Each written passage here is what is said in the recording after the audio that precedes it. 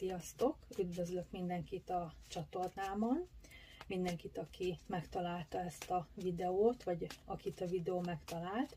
A nevem Gabriella, és arra gondoltam, hogy felteszünk egy kérdést a kártyának azzal a személlyel kapcsolatban, akire gondolsz. Az lesz a kérdés, hogy jelen pillanatban ez a személy, akire te gondolsz, mit gondol rólad, mit gondol veled kapcsolatban, min tanakodik,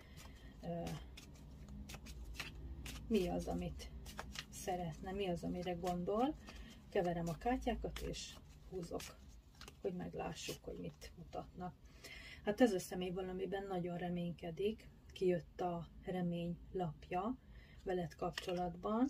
Ez egyelőre pozitív, reménykedik benned, reménykedik bennetek, állandóságra törekszik, állandóságra vágyakozik veled kapcsolatban. Úgyhogy ez számomra azt jelenti, ez a két kártya, hogy ez a személy, akire te gondolsz, abban bízik, hogy ez a kapcsolat fog működni, nem tudom, hogy mutassam, kettőtök között, és hogy stabil lesz, állandóságot mutat.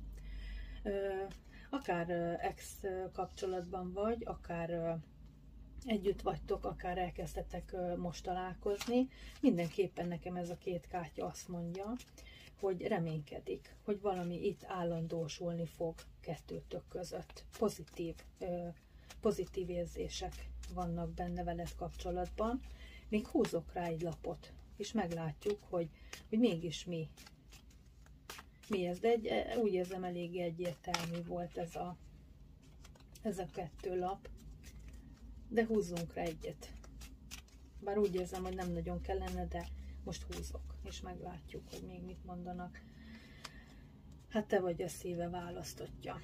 Úgyhogy akár együtt vagytok, akár nem, mindenképpen rád gondol. Te vagy az, akire vágyik, te vagy az, akivel szeretne valami stabilat kialakítani, valami stabilat folytatni.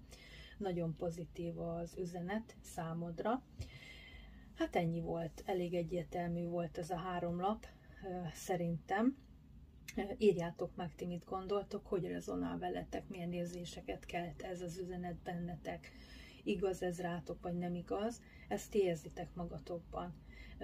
Dobjatok egy lájkot is, hogyha kérhetem. Ez egy új csatorna. Szeretném, hogyha egy kicsit felpörgetné a YouTube, és többeknek megmutatná, úgyhogy osszátok is, ha gondoljátok, de mindenképpen kövessetek be.